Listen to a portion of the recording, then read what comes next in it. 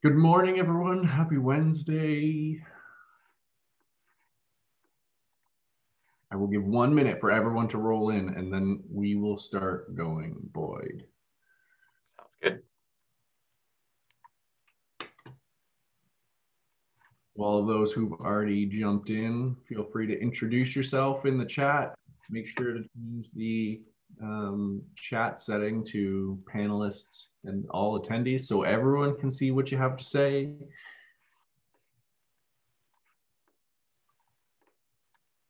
It seems like, I guess, why wouldn't you have it set to default as all panelists and attendees? It always seems like you have to change it or not want to change it back. But that's just me, I guess.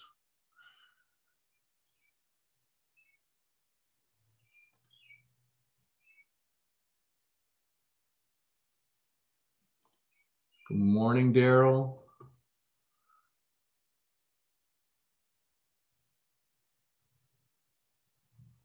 Haley's here from Saskatchewan. All right, I think we will start things going now. There's a few more people rolling in, but that's what happens when you're a few minutes late. So welcome everyone to the In the Field webinar. This is brought to you by The Growing Point, which is the Alberta Wheat and Barley Commission's agronomy information network, where we try and provide agronomic information to producers and agronomists. My name is Jeremy Boychin. I am the Agronomy Research Extension Specialist with Alberta Wheat and Barley, and I'm going to be facilitating this wonderful event today. We have the lovely Boyd Mori, Dr. Boyd Mori with us today, who is an assistant professor in agricultural entomology at the University of Alberta. So welcome, Boyd. But before I let Boyd take the stage, I'm going to do a little bit of housekeeping. So the In the Field webinars was a brainchild when everyone was in lockdown, and we're still a little bit, things are starting to release, but it was a way for us to provide agronomic information for producers and agronomists in the industry in a time where we weren't able to reach each other and meet in the field anymore, and we had gathering limits. So this is a way for us to fill that gap, provide timely information, and be as close to the field as possible. Hopefully next year, Boyd will be doing this in the field with people around us listening to us. So we're glad we can continue, and we hope that everyone who's attending continues to find value from what we're providing here. And no doubt Boyd will be talking about some very interesting stuff today. And I think it is very timely. I just saw someone post that it looks like a lot of insects are a little bit ahead of schedule this year. So we'll have to stay on our toes and make sure that we're monitoring correctly because of that. So for today's webinar, it'll be about a 20 to 30 minute presentation from Boyd, depending on how things go, and then we'll leave questions for time for Q&A. There's 3 different ways you can do ask questions. You can do the Q&A button at the bottom, which will send questions directly to me, and then I'll be able to push those on to Boyd so he can answer them.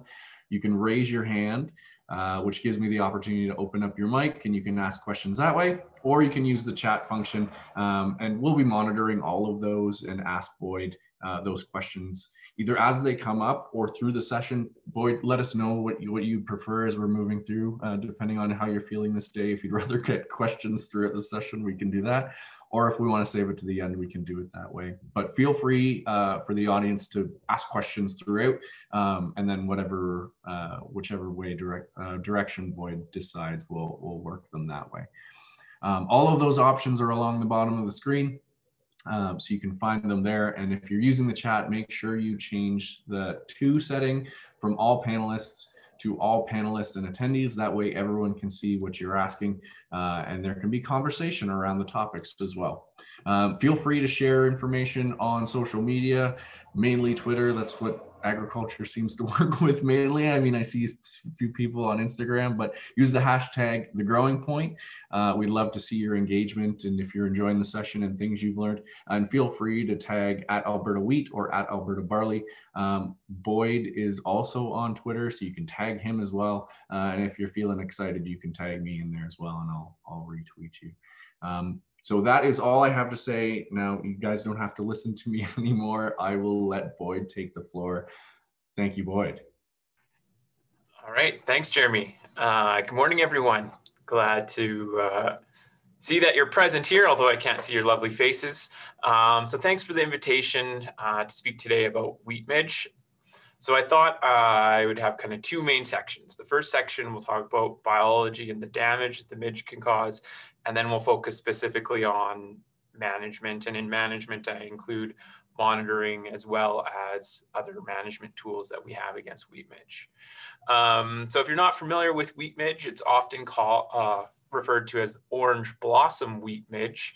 And particularly it's called orange because when you see the insect, it actually is quite orange.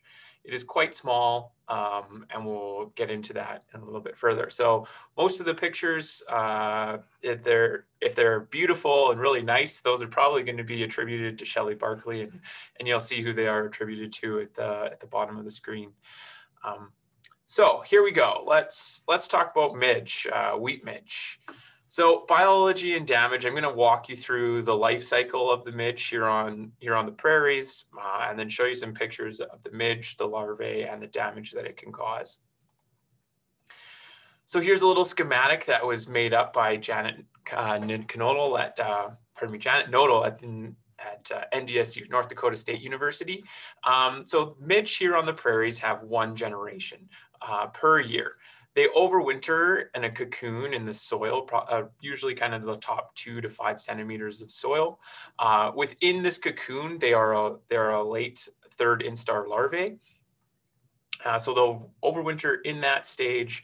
In the spring, if there is adequate moisture, they'll move up to the soil surface and they'll pupate. So Bob Elliott, formerly at AFC in Saskatoon, did a lot of work looking at temperature and moisture requirements for midge to pupate in the spring, or become active and then pupate in the spring. And so he showed that about 20 to 30 millimeters of rain is needed over the course of May and into early June for the midge to become active. So if we don't get that rain, or if your fields don't see that rain, those cocoons can remain in the field for multiple years. And there was one study that someone left midge for 13 years. The cocoons in the soil, they remain for 13 years. So if we don't get a large emergence one year, it could be that the cocoons are staying in the soil and they will emerge in subsequent years. Okay, they move up to the soil surface. The larvae are there. They form pupae. Those pupae the adults will then emerge from those pupae. Generally in late June here on the prairies throughout July. It's usually about a 6-week period where we have adults. Usually males emerge a couple days earlier than the females. They mate basically at the emergence sites, and then females start looking for places to lay eggs. And your wheat crop is going to be susceptible basically from early heading. So as soon as the boot starts to crack open, that allows the females to access the wheat head and lay eggs on the surface of those developing kernels. A female can lay upwards of 80 eggs over the course of her short lifespan, usually less than about a week. And they will lay anywhere from 1 to 4 eggs per kernel. And they can be sporadic throughout the head, and then they can move to multiple heads. So about 80 eggs in total. Females are really active on warm, calm evenings, which allows them easy access. They're not very good flyers, and so they can move between the heads quite easily. So the larvae, of course, once the egg hatches, the larvae start to feed directly on the developing kernels, and that, of course, is the damaging stage. So the larvae secrete saliva. That saliva helps to break down the developing kernel tissue, and the larvae then absorb those nutrients. So the larvae go through 3 instars, always feeding within or on the kernel. Then after that 3rd instar, if it's really dry, the larvae will remain on the head basically until harvest, and then they're shot out at the back of the combine after harvest. Or if there's a heavy dew or a rain event, the larvae will then move down to the soil. They'll form that cocoon and they will overwinter.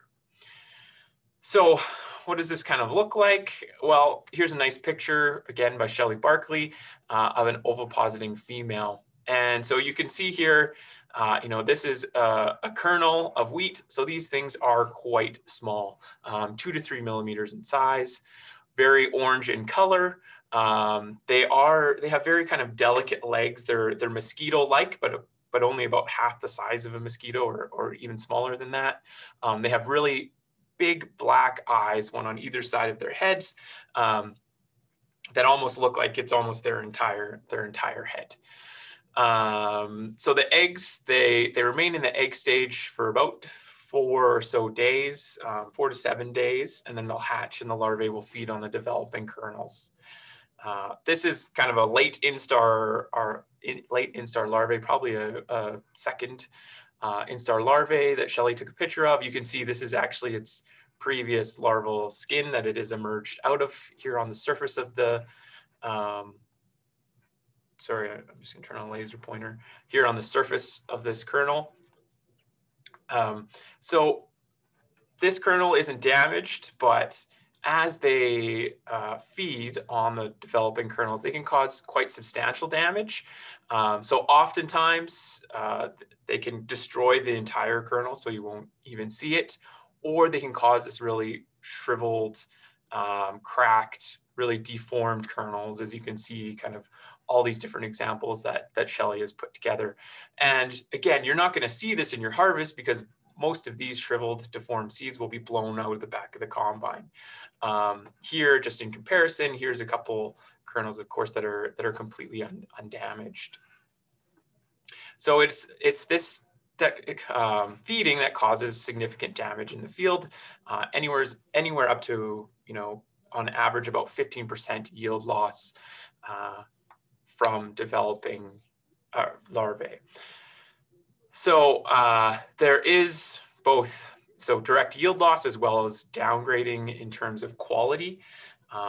So in order to maintain a number 1 grade, you're looking at about 2% of the kernels can have damage. Otherwise, it will be downgraded at the elevator. So what can you do to prevent this? There's lots of different things. If we think about all of the different insect pests we have here on the prairies, we probably have the most comprehensive integrated pest management program against wheat midge. And I'm just going to talk about a few different aspects of it today. The major thing, so we'll run through a few things. So we'll talk about risk assessment, we'll talk about host plant resistance and the development of host plant resistance against wheat midge. We'll look at how we can monitor them. We can look at economic thresholds, and then we'll touch briefly on biological control agents, or our quote unquote field heroes. So in terms of risk assessment, how do you know if midge are going to be an issue for you next year? Well, luckily we have a few great programs here on the prairies, and hopefully you've heard of them. Here in Alberta, we have the Alberta Insect Pest Monitoring Network that is run by Shelley Barkley and formerly Scott Mears before his retirement. Now we have Doug McCauley, who's kind of the acting provincial entomologist, who looks after more of the reporting and the paperwork side of things, but Shelley is the person active in the field, helping with all these surveys. So the Alberta Insect Pest Monitoring Network, of course, collects their own data, but they also feed data into the Prairie Pest Monitoring Network, which is run by Dr. Megan Benkoski and Jennifer Otani out of Agriculture and Agri-Food Canada. Megan being in Saskatoon and Jennifer up in Beaver Lodge. So if you haven't heard of these two networks, please check them out. Their websites are up there for you. The Prairie Pest Monitoring Network just updated their website this year. And so please check it out. Now, I just noticed a question pop up in the Q&A, and it's asking about the threshold needed for rain. So it's generally thought about 20 to 30 millimeters over the course of May is needed for the midge larvae to move up to the soil surface and prepare to pupate. If you actually go check out the the Prairie Pest website right now, they have weekly updates throughout the growing season, and they have developed models. Dr. Owen Olfert, retired now of AAFC in Saskatoon, has developed a model to kind of predict the percent emergence or percent development, of wheat midge. And so each week they run this model and they show how far along the wheat midge population is across the prairies. And I believe right now it's predicted about, we've had enough moisture across most of the prairies, at least. Okay, no, I'll say specifically in kind of central Alberta, we've had enough moisture for midge to start their development. I believe it was around 70% of the population should be in the larval stage at the surface, preparing to pupate and pupating at the moment. So if you go to this website, prairiepest.ca, check out the weekly updates, and there you can check out the models, that they're running each week, and that will give you an indication of the development of our midge populations.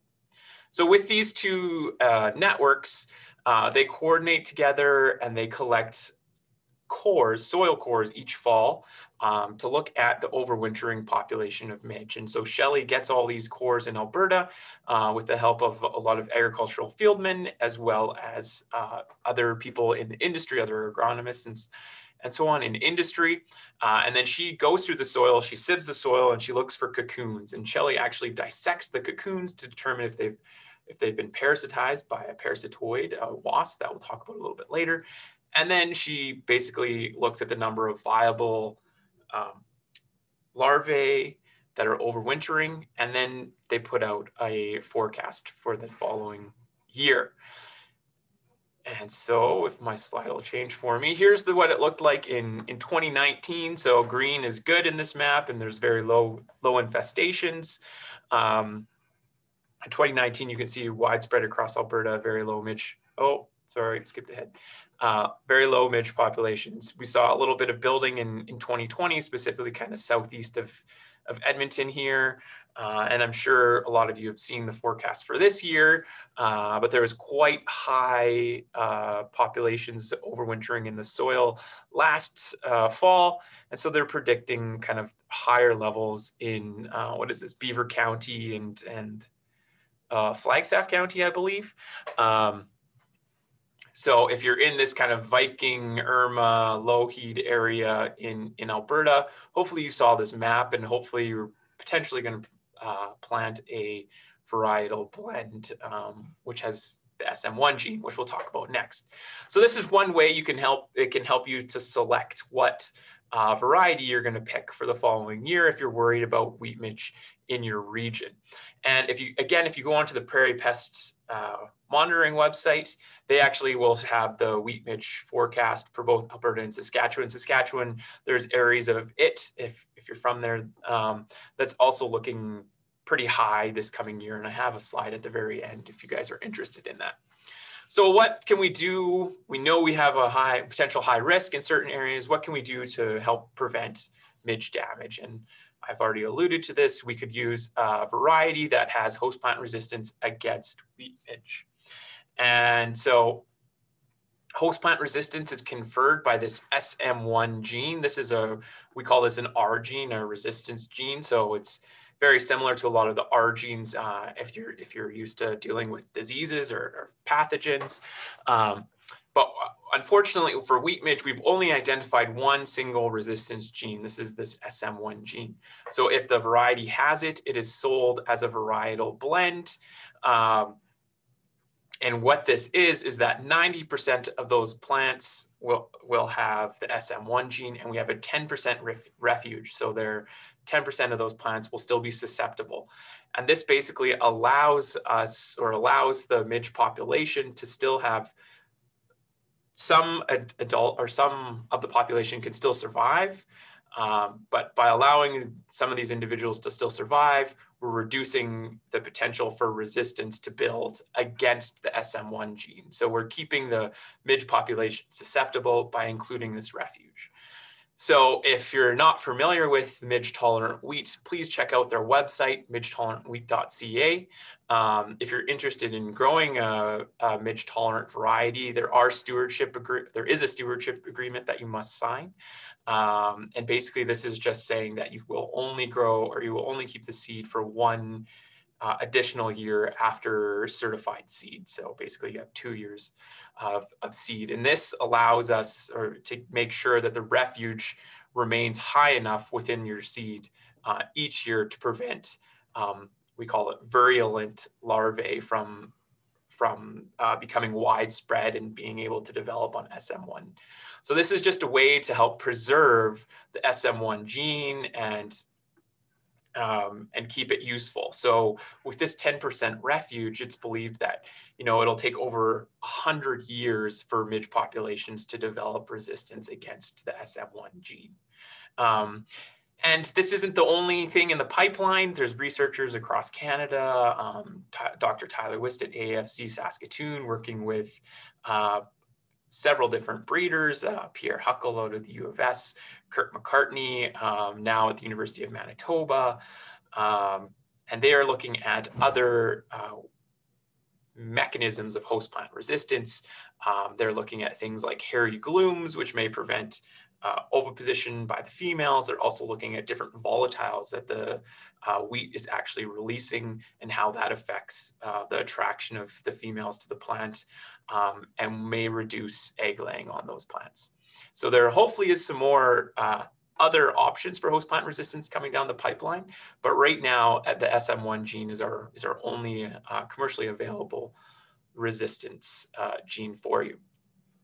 So if you were in one of those areas where you had high midge populations, definitely a varietal blend is something you want to consider. And then if you're growing a varietal blend, you're basically done. You don't have to worry about monitoring for wheat midge for that growing season. However, if you didn't select a varietal blend, say midge don't appear to be high in your region, or there's another agronomic reason you didn't want to pick a varietal blend, then you do need to be out there monitoring for midges. So how do you do that? Well, we have a few different ways. We have an early warning system using pheromone traps. So if you're interested in pheromone traps, Shelley Barkley, again with Alberta Agriculture, coordinates a network of pheromone traps where she will supply the pheromone and the traps to you, even the stands, everything you need, as long as you will enter your data into an online database for use by everyone, basically. So if you're not familiar with pheromone traps, a female midge will release a pheromone in order to attract a male. This has been identified. This chemical compound has been identified. It's been synthesized and placed into a lure. We can put that lure into this trap we see here. These are often used, these green delta traps. And so the pheromone, flows out of here along the wind, and then males are attracted to it, fly in, and get caught in the trap. And so when you start looking early in the season, you might only see kind of a single individual here or on the side of the trap, or one here on the bottom. But then as the season progresses, you might see a trap that looks like this, and you're like, there's some dirt, but there's also a bunch of midges. And I got so sick of making circles that I'm just going to say all of those there are midges. So what does this tell us? Well, right now we can really only use pheromone traps for kind of presence or absence. So it's recommended once you start catching midges on your pheromone trap, then you're out in your field actually scouting. And I'll talk about how we scout and what the economic thresholds are based off of in a minute. But if you do get a pheromone trap, or you're running some pheromone traps, and you can, get in touch with Shelley, and then you can upload your data. And then in season, there are, Alberta Agriculture has this in-season map. And so right now, of course, there's nothing on it because nobody has reported anything. But as the season progresses and people start reporting how many midges they've caught, you can see that there'll be little balloons that pop up across the landscape. And so you can see what's been found in your region and how many midges are reporting. And you can see here they're saying low would be no midge found, medium is 1 to 9, and then high, they're considering 10 or more. And so as I say, unfortunately, with the pheromone traps, it's really presence or absence. So once you catch them on the pheromone traps, you know they're starting to emerge in the field, and then you actually have to go out in your field to start scouting for them. So how do we do our infield scouting? I chose this picture. This is on the West 240 of the South Campus of the University of Alberta Farm in Dean Spanner's wheat breeding plots. And so we're out there, we have to go out in the evenings. So, you know, sun's low on the horizon, kind of between 8:30 and 11 o'clock at night. Hopefully it should be a warm, calm evening. So generally temperatures above 15 degrees Celsius, wind less than 10 kilometers an hour. And then you're going to go out there, you're going to look at 3 or 4 locations in your field, and then you're going to count midges on 10 heads. So here's Scott down in the field, and he's counting and assessing for wheat midge. And so you're going to do this. You know, it's not the most fun. Mosquitoes will be buzzing your head and whatnot, but you're looking. So you take a spot, you sit down, be calm for a second, and then just look, and you'll see the midges kind of starting to fly around you, and look at 10 heads. Don't have to touch them or anything. You can just look and count the number of midges you see. Remember that number, write it down, go to another location in your field, do it again. So do this at 3 or 4 locations and then take an average. So the thresholds are basically there's one for yield and one for grade. So if we have one adult per 4 or 5 heads, that's your yield-based economic threshold. If you have one adult per 8 to 10 heads, that's for your grade-based threshold. And so if you're at these thresholds, you know, consult the Blue Book for available chemistries. Unfortunately, there's not much available in terms of insecticide for midge. Lorsban, which the active ingredient is chlorpyrifos, is registered. And that is being withdrawn from the market. So I believe as of basically next summer will be the last year you can use Lorsban for midge control in wheat. And Lorsban was good because it controlled, or it could kill both the adults and the eggs. The other product I believe is available is Saigon or similar with active ingredient dimethoate. That is registered only for, or has activity really for the adults. So most people were using Lorsban to my recollection.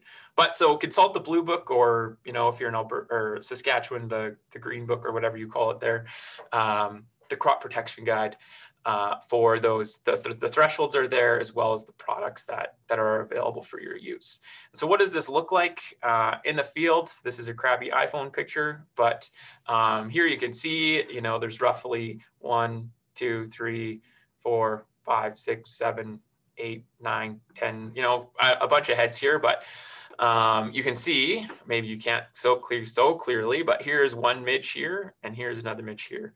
So in those 10 heads, we would be over threshold. And that's literally, or we would be at threshold for yield, and over threshold for grade or for quality. So those are kind of how you can monitor, how you can scout, and then how you can control or manage midge.